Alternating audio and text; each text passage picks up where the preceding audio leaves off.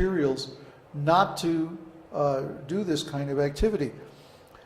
What does he say? His first word is, you look up here in the Sanskrit, right at the top of the page, the very first word is Brahmana. Brahmana is a person who knows Brahman.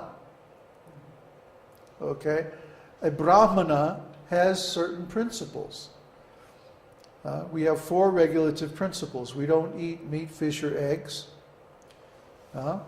We don't take intoxication. We don't have illicit sex, and we don't gamble. Gambling includes speculation of any kind, even philosophical speculation. We are very restrained in our approach to how we handle knowledge and information. We make sure that everything we say is backed up by Vedas. Not our own ideas, but the ideas of the Vedic tradition, and especially the ideas of Krishna, because Krishna is the highest authority in the Vedic tradition. So here, Maitreya has asked a very provocative question. He says, please explain this highest Vedanga elaborately. Not just because I'm curious, but for the welfare of all the living beings in the universe. Because if they know this science, then they'll be able to apply the Vedic principles in their lives. It's not just a curiosity. It's not just like, something I do on the weekend for fun. No. Jyotish is a whole lifestyle because it's a Brahminical art. One has to follow the Brahminical principles in their life. One has to be pious. One has to have a stock of pious activities to actually apply Jyotish properly, even to learn it properly. Just like in the Introduction to Jyotish course, I say right up in the top that you should have been studying this esoteric teaching for some time. You should be practicing it as well. Ideally, you should be initiated by a bona fide spiritual master in one of the 4 lineages, the bona fide Vedic lineages, before you study Jyotish, before you try to put this art into practice. You should be following the principles of Brahminical life. That means beyond the 4 regulative principles, getting up early in the morning, chanting the name of God, studying the Vedas. You should understand the background philosophy and the lifestyle and practices of a Vedic monk.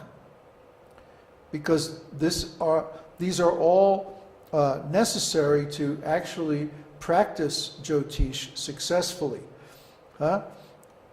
Maharaj Parāṣara, the first thing he says to Maitreya, O Brahmana.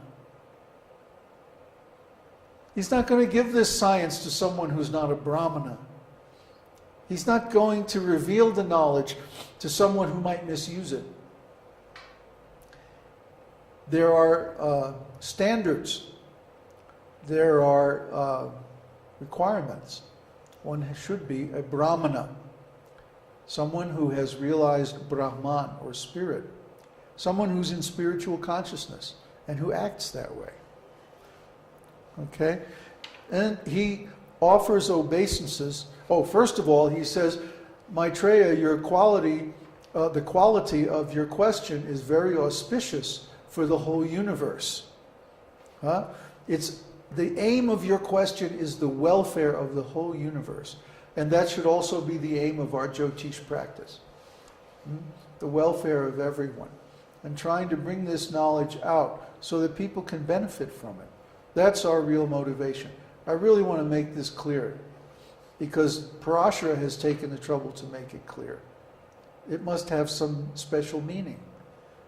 It must be a requirement for the study of Jyotish. It must be a condition for receiving the teachings of Jyotish, and especially for practicing them.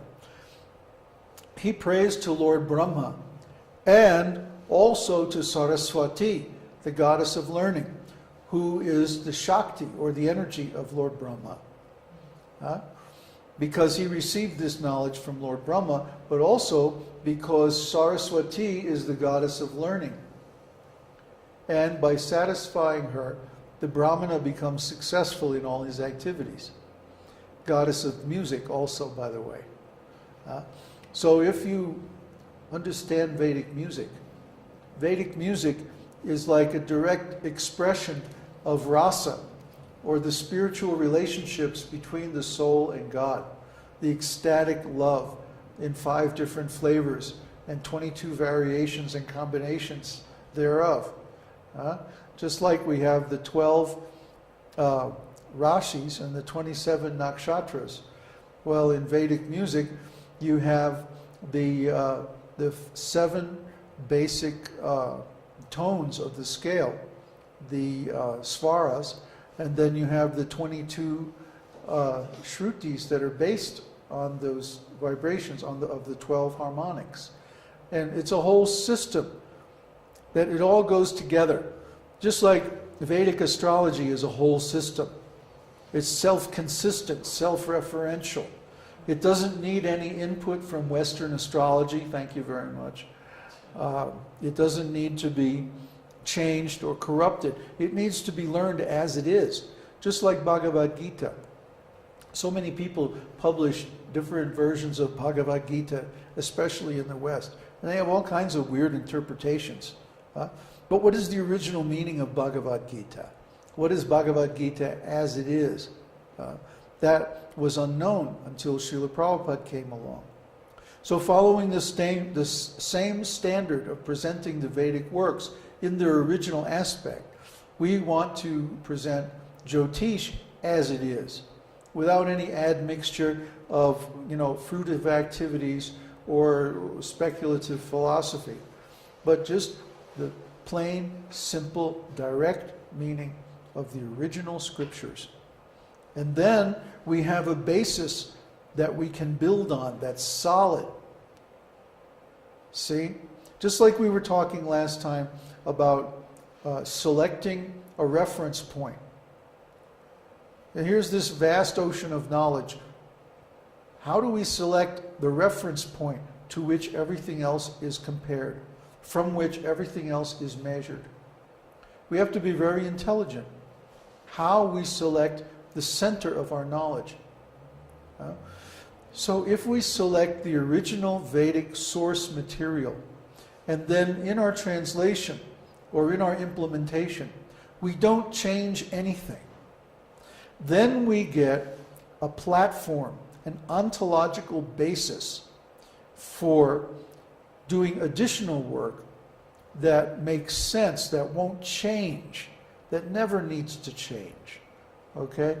Just like the difference between selecting something on Earth or selecting something in the stars as a reference point for time. It makes a tremendous difference in the utility of the measurements that we get from that. So similarly, the reference point for our knowledge makes a tremendous difference in how useful our knowledge is. Because by selecting the reference point, we determine all the meanings in our ontological system, in our semantics, and ultimately in our application of the knowledge. So that's a Brahminical principle. Why is it a Brahminical principle? Because the Brahmins are most interested in the science of meaning. The meaning that we give to our experience determines what we can do with it. I've given the example several times of 2 people standing in the temple. And one of them is seeing the deity in the temple and just having a wonderful experience of devotional ecstasy. And the other person is like bored, looking at their watch. When are we going to get out of here? Hey, come on, I got stuff to do. It's the same place, the same temple, the same deity, yet 2 different experiences based on the meaning that these people assign to their experience. That's ontology, that's meaning. So a Brahmin who knows the background philosophy of the Vedas will give the proper meaning to the science, the science of Jyotish. he'll also find the right application for this science.